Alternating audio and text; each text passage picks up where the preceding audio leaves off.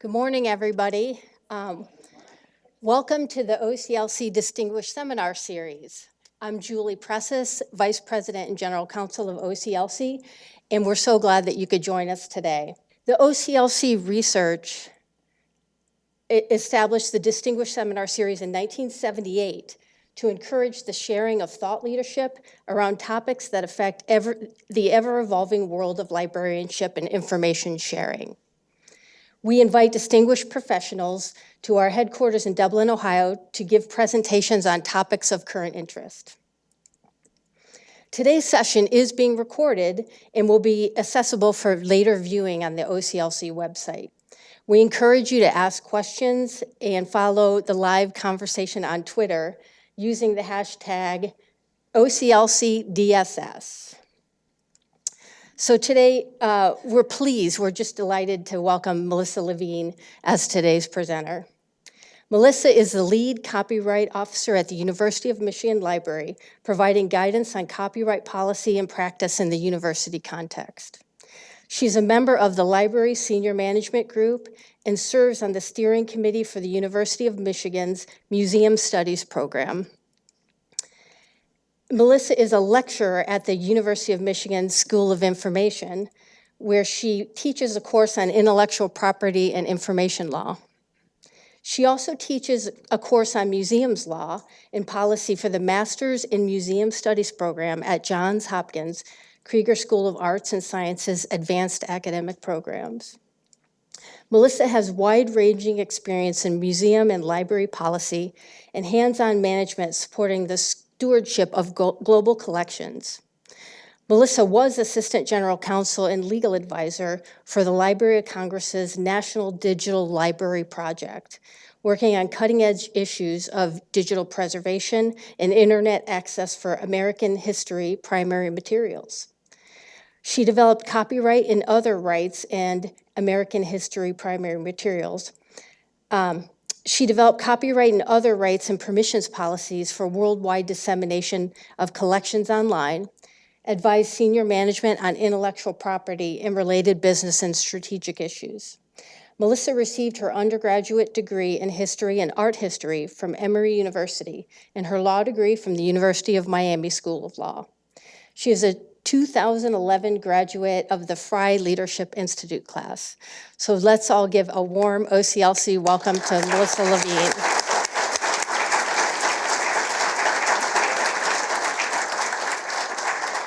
Thank you, Julie. All right, well, many thanks for this invitation. I want to thank Rachel for the invitation and Nancy Lensmeyer for her amazing logistics help. That was invaluable.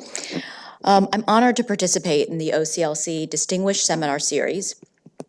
It is truly a significant list of speakers, and in looking at the list back to the 70s, I thought this would make an amazing dinner party.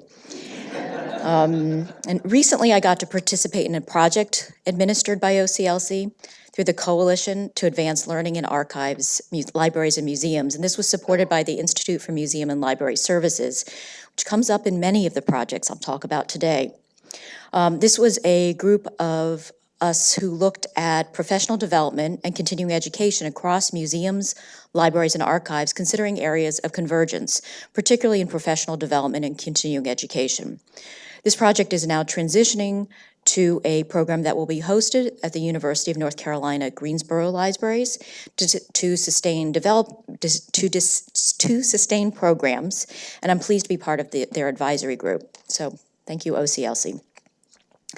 The OCLC Distinguished Seminar Series has recently focused on different aspects of diversity, equity, and inclusion.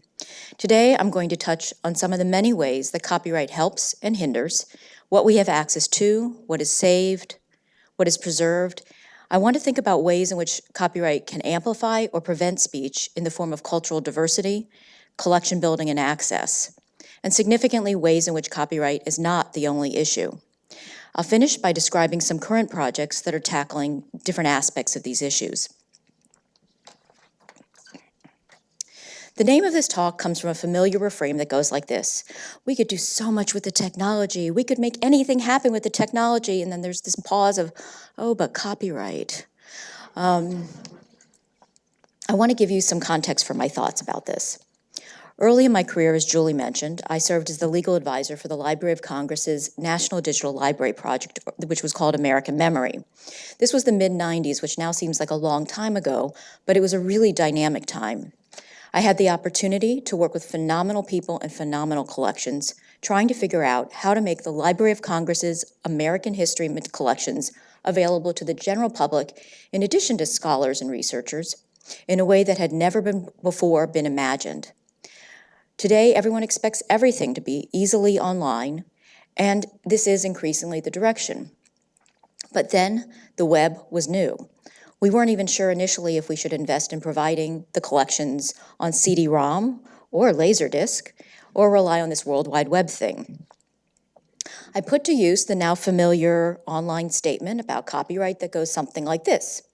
We are providing access to these materials for educational and research purposes, and we are not aware of any U.S. copyright protection or any other restrictions in the collection materials. Note that the written permission of the copyright owners and/or other rights holders, such as publicity or privacy rights, is required for distribution, reproduction, or other use of protected items beyond that allowed by fair use or other statutory exemptions. Responsibility for making an independent legal assessment of an item and securing any necessary permissions ultimately rests with the person desiring to use them.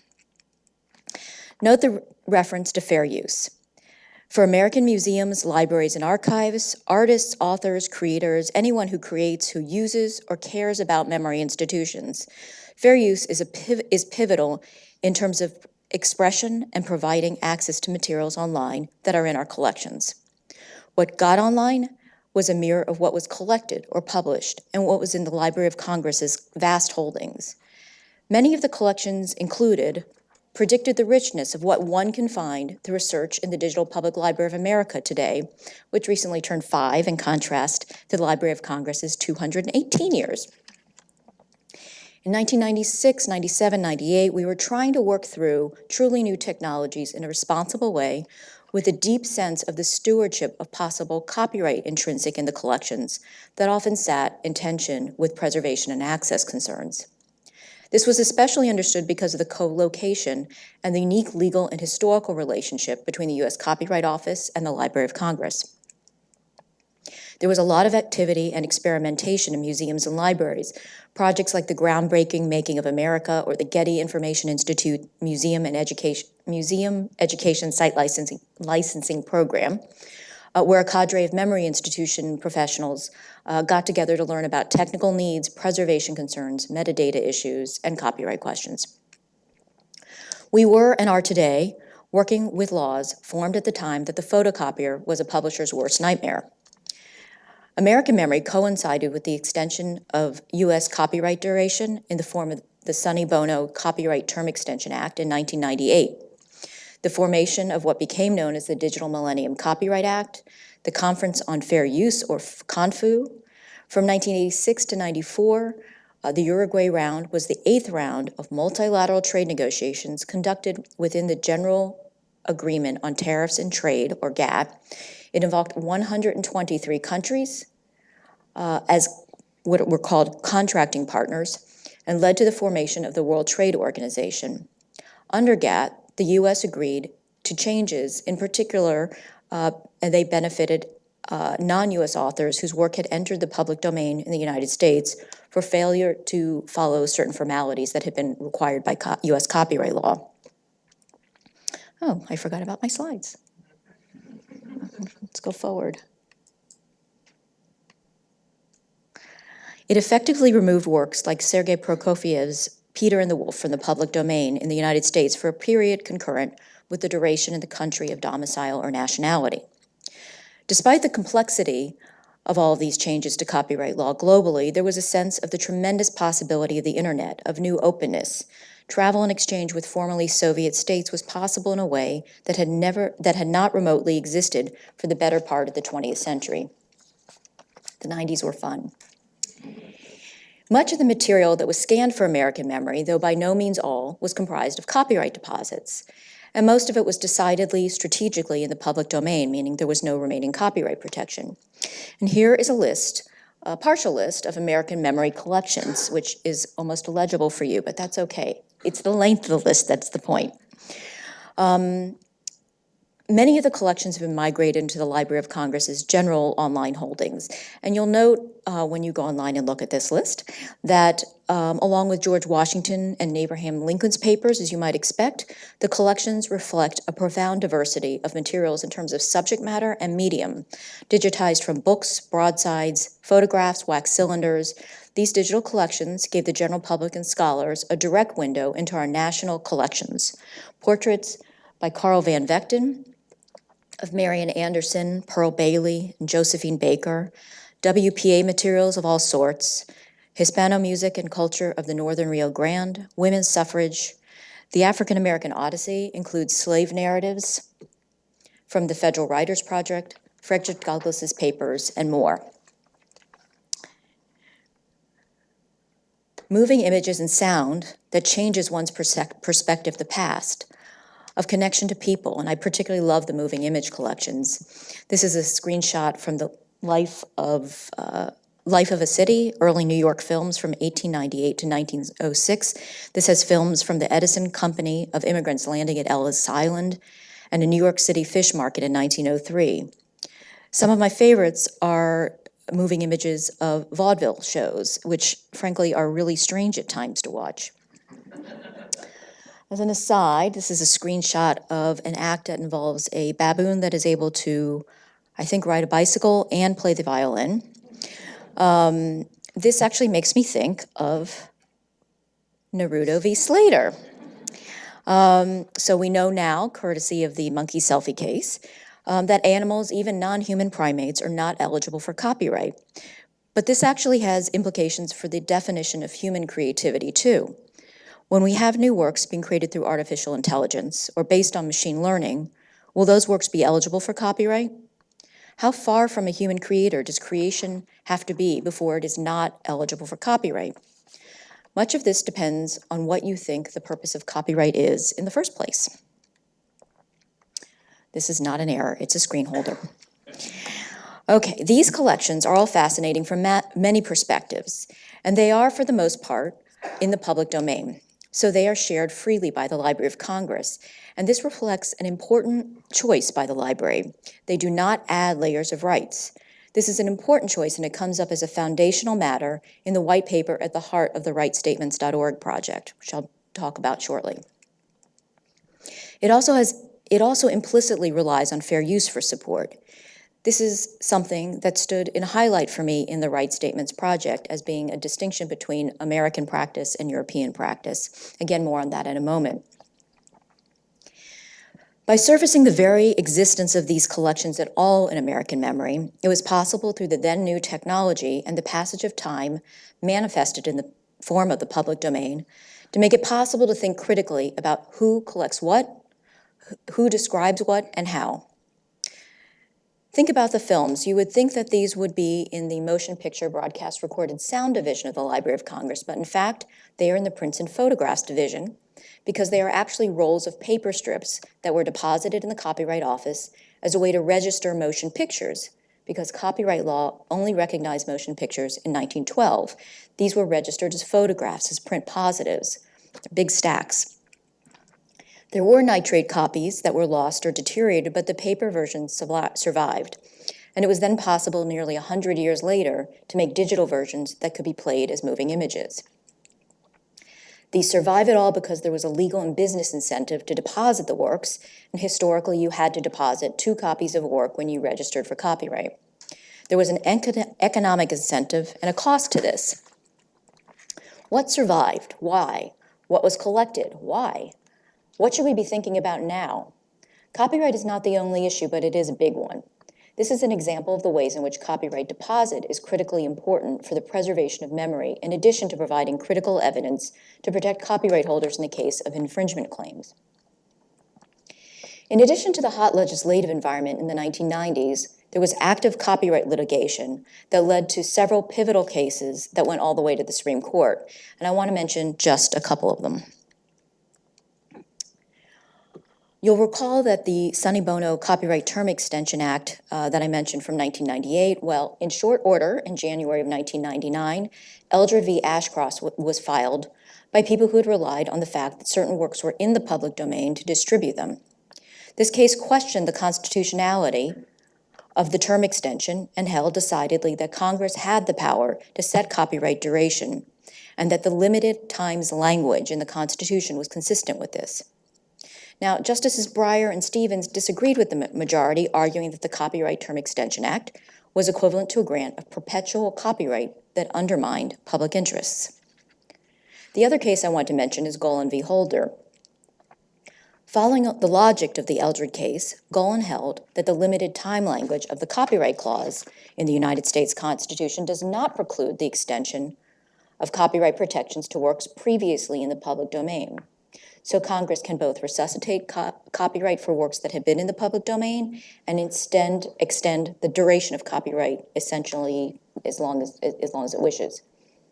In the Golan case, a group of artists, including a musician who had used works that were in the public domain, but for which copyright was restored by the 1999 Uruguay Round Agreements Act, which, as I mentioned, effectively resuscitated copyrights from the public domain for foreign parties under certain circumstances. The people bringing the case argued that taking the works out of the public domain was a violation of their First Amendment rights of a form of speech. The court rejected this argument and found that the law was indeed constitutional. But here, again, I want to draw your attention to Justice Breyer's dissent. He says, the statute before us, however, does not encourage anyone to produce a single new work. By definition, it bestows monetary rewards only on owners of old works, works that have already been created and are already in the American public domain.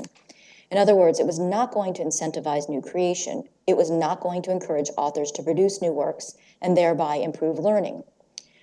He addresses the problem of orphan works, which he describes as older, more obscure works with minimal commercial value that have copyright owners who are difficult or impossible to track down. He addressed concerns with unusually high administrative costs that threaten to severely limit the distribution and use of those works which, he says, despite their characteristic lack of economic value, can provide culturally invaluable. Indulge me, I want to read you a little bit more from the dissent because it is so poignant in thinking about copyright and how our collections are accessible or exist at all. He says, how is a university, a film collector, a musician, a database compiler, or a scholar now to obtain permission to use any such lesser-known foreign work previously in the American public domain? Consider the questions that any such individual, group, or institution must usually answer. Is the work eligible for restoration under the statute? If so, who now holds the copyright? The author, an heir, a publisher, an association, a long-lost cousin? Whom must we contact? What's the address? Suppose no one answers. How do we conduct a negotiation? Breyer continues and says, to find answers to these and similar questions costs money. The cost to the University of Michigan and the Institute for Museum and Library Services, for example, to determine the copyright status of books contained in the HathiTrust Digital Library that were published in the United States between 1923 and 1963 will exceed $1 million. This is a reference to the Copyright Review Management System, our project, and I have never been so excited to read a dissent. Because dissents are often a precursor to change. These cases, in part, are about the limited times language in the United States Constitution. Many of you know that Article 1, Section 8 of the Constitution says that Congress is responsible for passing laws to promote the progress of science and the useful arts by securing, for limited times, to authors and inventors the exclusive right to their respective writings and discoveries. This language is beguilingly simple, but is anything but simple in practice. The first U.S. Copyright Act dates to 1790, with updates in 1831, 1909, and 1976 and beyond. With each of these, copyright duration increased from one 14-year term to two 14-year terms to two 28-year terms through today, where we have a life-plus formulation, where copyright generally lasts from the death of the final author for an additional 70 years. And part of the idea that is appealing about the death plus formulation is that you know when death occurs. but you don't always know who the author really is or how to find them, or if there is more than one author, and if they are actually the copyright holder. And death may not remain as fixed an event as we assumed. This is for you Futurama fans. If you're one of these heads in a jar, are you alive for copyright purposes, or do you count from the date your head goes into the jar? So, more seriously, this is a slide listing current legislative developments in the United States from the United States Copyright Office's website. Every single one of these is complicated in and of itself, and it's very difficult, even for experts, to be fully apprised of everything. Copyright law is complex and evolving. A friend of mine is an Italian lawyer who studies copyright, libraries, and digitization. Her name's Argiri Panesi. She's truly an expert in this area. She just finished postdoctoral work as a global fellow at NYU School of Law and is headed to Stanford Law's Digital Civil Society Lab this fall.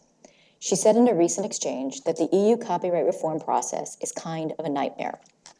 And to make this point, I want to show you something that I got from Patrick Pfeifers, who's the head of the digital library program at the Bibliothèque Nationale de Luxembourg. He sent me this chart, which I want to show you in person. Okay, so this is a series of flowcharts that document how to make a public domain determination in the European Union for each individual country.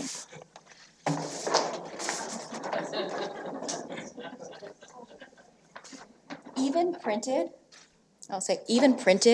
this is almost illegible without a magnifying glass.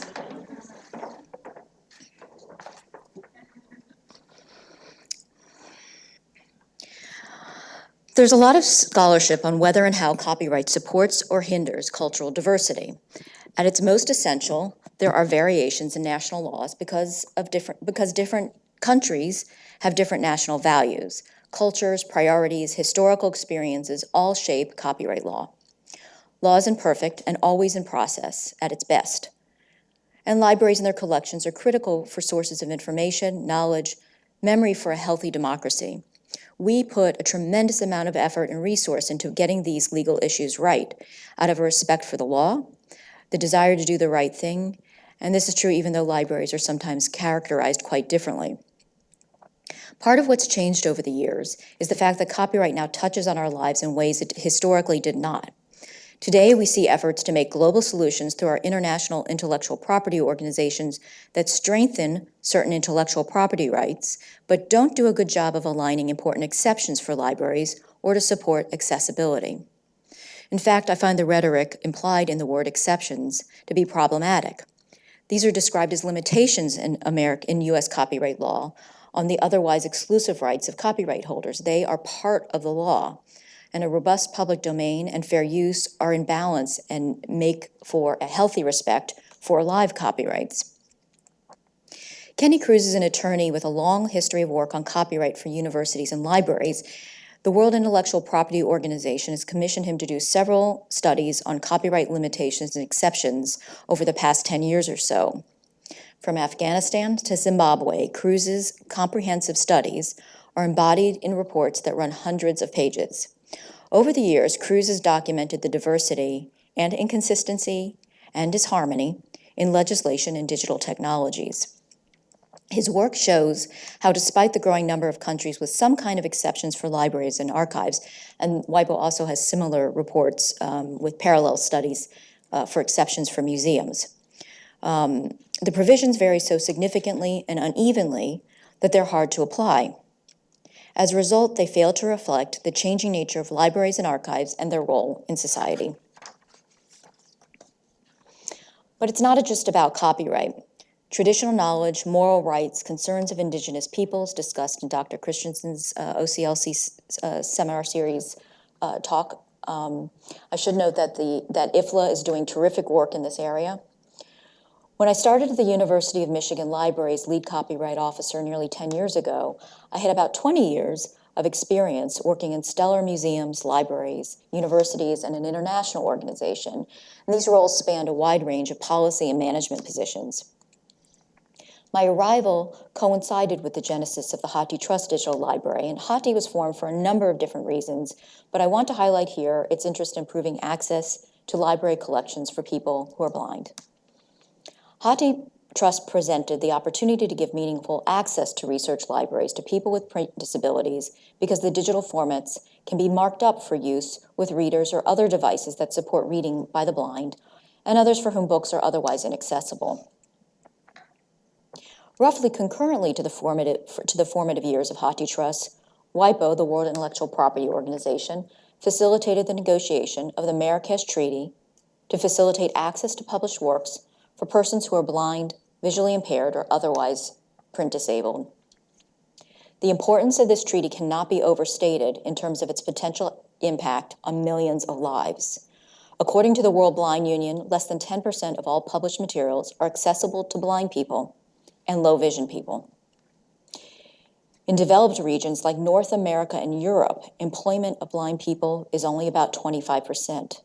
And in developing areas of the globe, like Africa, Asia, and Latin America, the number of blind people employed falls below 10%. The World Health Organization statistics as of 2010 estimated that more than 285 million people worldwide live with visual impairments. 39 million of them are blind. This is a profound area of concern for significantly addressing the United Nations Sustainable Development Goals and for all of us.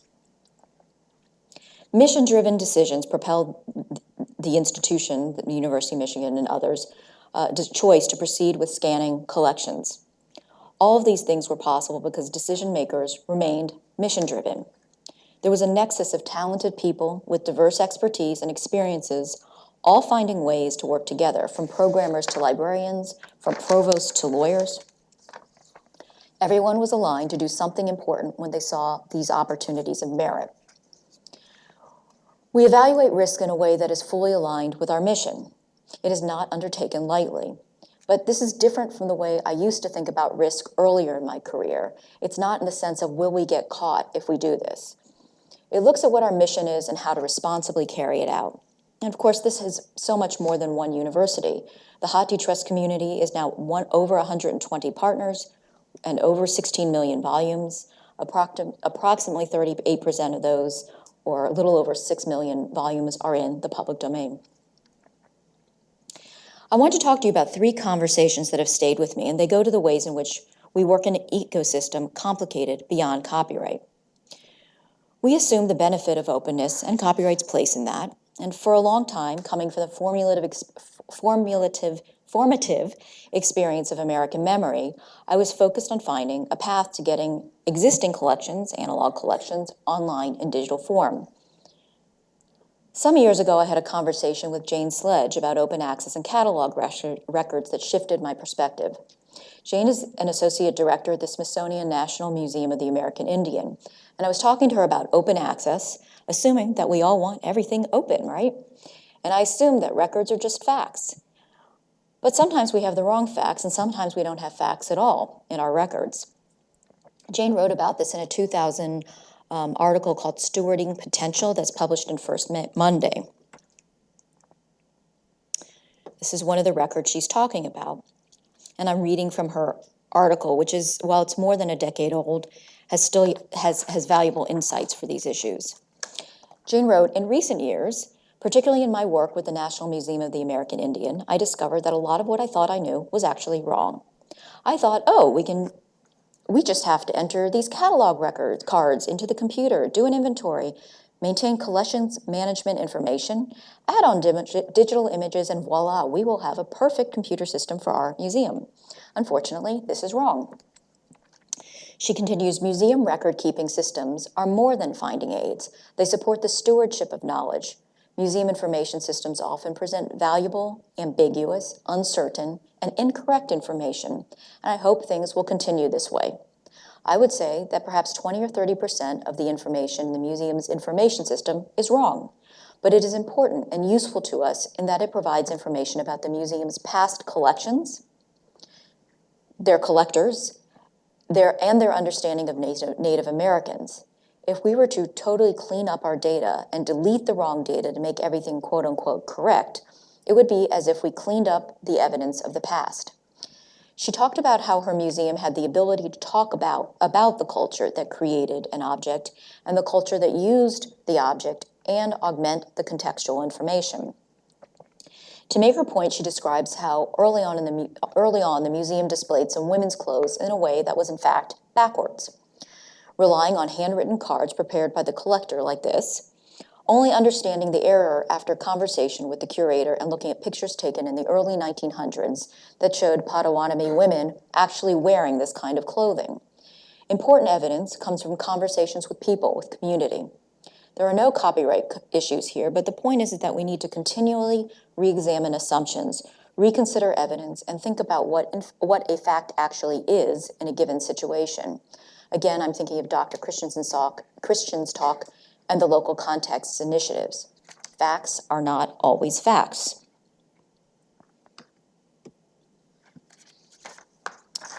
The next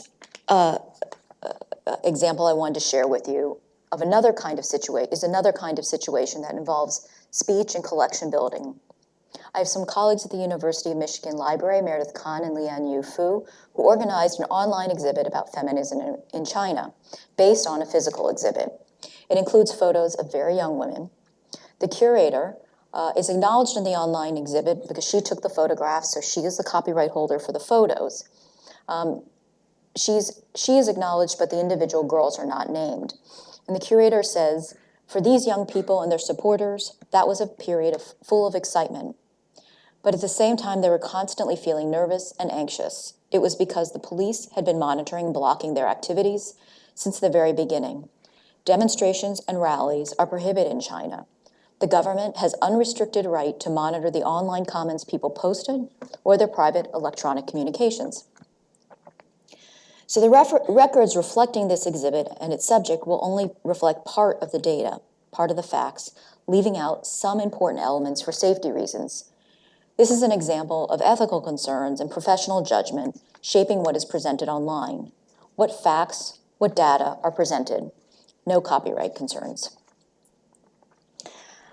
Next, I want to talk about a presentation I did last December for CNI with K. Matthew Dames. Matthew is the Associate University Librarian at Georgetown and has been deeply involved with the steering committee at the library that issued a report last September recommending as its highest priority digitizing the Maryland Province archives, portions of which chronicle the sale of enslaved people by the Maryland Province of the Society of Jesus in 1838 to sustain operations at Georgetown College at the time. The collection has been on deposit at Georgetown for 40 years since the 1970s. In the last 10 years or so, scholars have made the connection regarding the material and the history of the university, but it wasn't until 2016 that the university really focused on the material. Matthew will be moving to Boston this summer to become the dean of the Boston University's library. And even as he moves on, I look forward to seeing Georgetown carry out their digitization plans. There's no copyright issue here, assuming the university does not assert copyright in otherwise public domain materials. But the collection is important for Georgetown, as well as for understanding early connections to American slavery, confronting the past and investigating ways to use its resources to address contemporary concerns. We have some real practical problems here. We can have something that's in the public domain as a copyright matter in one country, or maybe even globally, but it still may have moral rights that attach somewhere in the world. Do we share globally? Do we need to know all the rights relevant? Do we need to know all the relevant laws everywhere at once? Is that even possible? We also have questions about reconciling access, censorship, and now the GDPR, the General Data Protection Regulation, that recently went into effect to protect the data and privacy for people in the European Union and the export of personal data outside the European Union. Privacy is central and vital to democracy and personal autonomy. I'm not sure what the GDPR really means for us quite yet. Will it mean limiting access to US collections and web offerings from outside the United States? I have more to learn on this topic. As hard as copyright can be, especially if we're talking about catch up with technology, we can't let it be a cop-out. It does sometimes feel like I'm constantly refilling potholes. But there's a paper by Thomas Padilla from the University of Las Vegas called On a Collection as a Database, as a Data Imperative, and he quotes A. Maxwell, "For candor is the brightest shield." So this is poetry inspiring perspective. Maxwell writes, "At the back of any subject is the threat of knowing nothing of certainty at all. The threat of knowing nothing is not the same as uncertainty, which is the presence of alternatives." And I like the idea of uncertainty as the presence of alternatives. So here are a few projects where we are working through uncertainty. First, the copyright review management system. Determining the copyright status of a book can be really complicated. The University of Michigan Library created a system that reviewed over 650,000 works and determined their copyright status, resulting in open reading access to the public domain materials. Given the complexity of copyright law and the challenge of obtaining the necessary factual information for any single inquiry, and in fact, that's in some ways more difficult than determining what the law is, it is a challenge to confidently and efficiently identify works that may be in the public domain. Many cultural and memory institutions lack resources to do this work, and we sought to rectify this through the copyright review management system through HathiTrust. And this is what the CRMS interface looks like. The decision-making components are on this side of the screen, your left, and the interface will pull up pages, images from respective books so that reviewers can examine them for relevant information. This project ran from 2008 to 2017 over the course of 3 IMLS grants involving over 60 reviewers at 17 libraries. Again, this was a group project, a community project. CRMS was possible with funding from the IMLS, as I mentioned, based on an initial proposal submitted by John Wilkin, who's now the Dean of Libraries and University Librarian at the University of Illinois Urbana-Champaign. He was also the founding director of HathiTrust.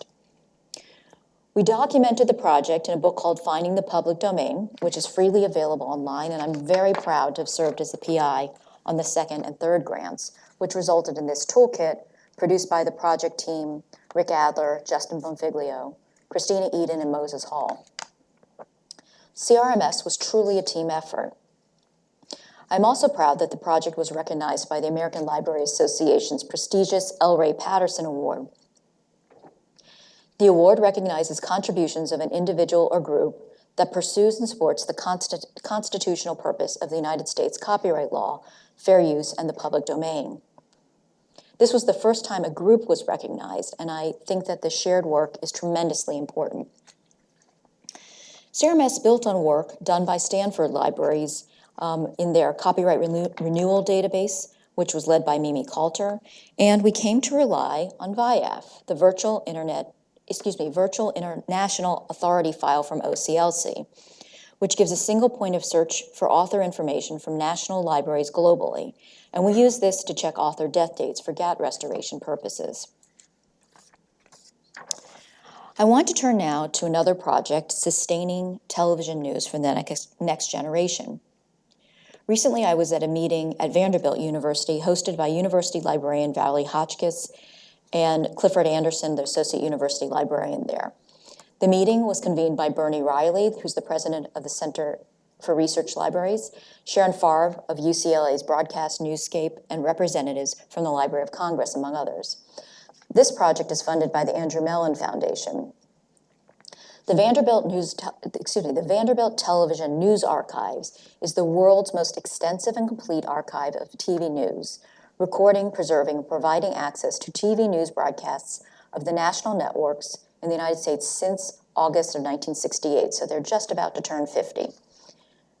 The collections include evening news broadcasts from NBC, CBS, ABC, did I get that? ABC, CBS, NBC, and material from CNN and Fox News. The meeting gathered a group of experts, archivists, librarians, television news professionals, to discuss rights, metadata, and indeed the question of what is television news today. The goal is to develop new strategies for sustaining library-based broadcast preservation. What should be preserved, and how do we address copyright matters for access? Few people actually get their news from the main networks anymore. So what should be preserved and how? Should we be preserving The Daily Show and Samantha Bee?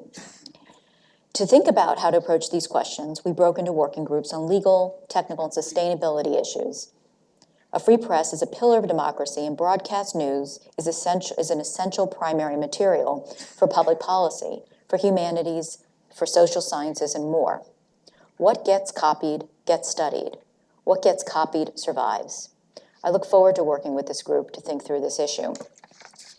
I'm reading a book that Sharon Farb recommended, and I do everything Sharon says, called Future Proofing the News, Preserving the First Draft of History. And I was reading it last night, and there's a quotation from Orville E. Dreyfus, the New York Times editor, to their vice president and financial officer from March 1955.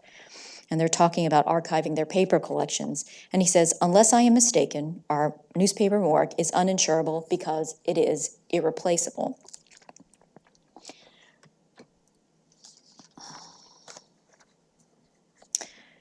Next, I want to talk about the community standards for 3D data preservation. This is a project led by Jennifer Moore at the Washington University in St. Louis, Adam Roundtree, who's a paleontologist at the University of Michigan, and Hannah Skates-Kettler at the Digital Scholarship and Publishing Studio at the University of Iowa.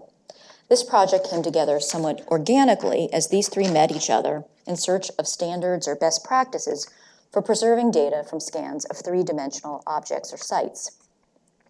Also funded by the Institute for Museum and Library Services, the first meeting was hosted at Washington University in St. Louis a few months ago. The host organized briefings on different topic areas. We then formed working groups for preservation, management, metadata, copyright, and access. The meeting was fascinating for a few reasons. It was the most interdisciplinary meeting, truly diverse group of professionals I've been around in a long time. We all learned from each other. There was a strong emphasis on ethics, and the local context initiative came up. Before the meeting, I didn't see what was special or unique about this kind of data. Data are data. I recall my error about facts being facts. I learned a lot. And right now we're all working together with another face-to-face meeting scheduled in August. This is another kind of diversity in action, doing things collectively, collaboratively, reflecting our interdependence. Finally, I want to talk to you about the Rights Statements Project. This could be an entire session on its own, and maybe it should. You'll recall the Rights Statement from American Memory. Well, those have proliferated. And in Europe and other parts of the world, without the benefit of fair use, it is vital for cultural collections to focus only on materials in the public domain or for which they have rights or permissions. Several years ago, the Digital Public Library of America and Europeana set out to develop a set of standardized rights statements that can be used to communicate the copyright and reuse status of digital objects to the public. The rights statements have been designed with both human users and machine users, such as search engines, in mind, and make use of the semantic web technology. The rights statements are online and being used. We are still working together on this project, and I've gained many new perspectives through the important relationship through DPLA and Europeana and its team at Kennisland in Amsterdam. The project demonstrates the profound impact for me of fair use in the breadth and diversity of collections online in the United States. In Europeana, works must be in the public domain or subject to a Creative Commons or other license. RightsStatements.org is in fact part of an effort to solve this. This is text from an online collection it's an early collection from 3 different libraries of medieval manuscripts.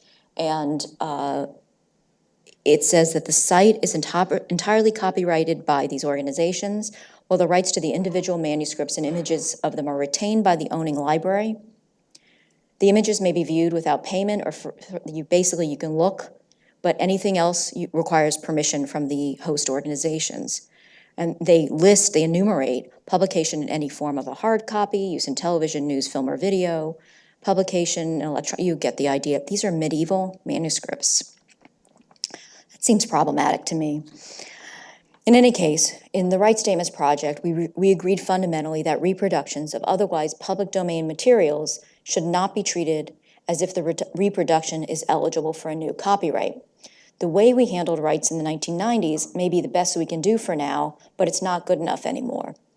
Given the expectation of use, reuse, remix, it is vital that we tell users what we can about rights and more about what they can do. Here's a little secret. I don't really care that much about copyright in and of itself. I do, however, care a great deal about how copyright intersects with the things I do care about: art, literature, science, ideas, expression, knowledge, memory, discovery, invention, generally all of the things that make us human. I care about freedom of inquiry.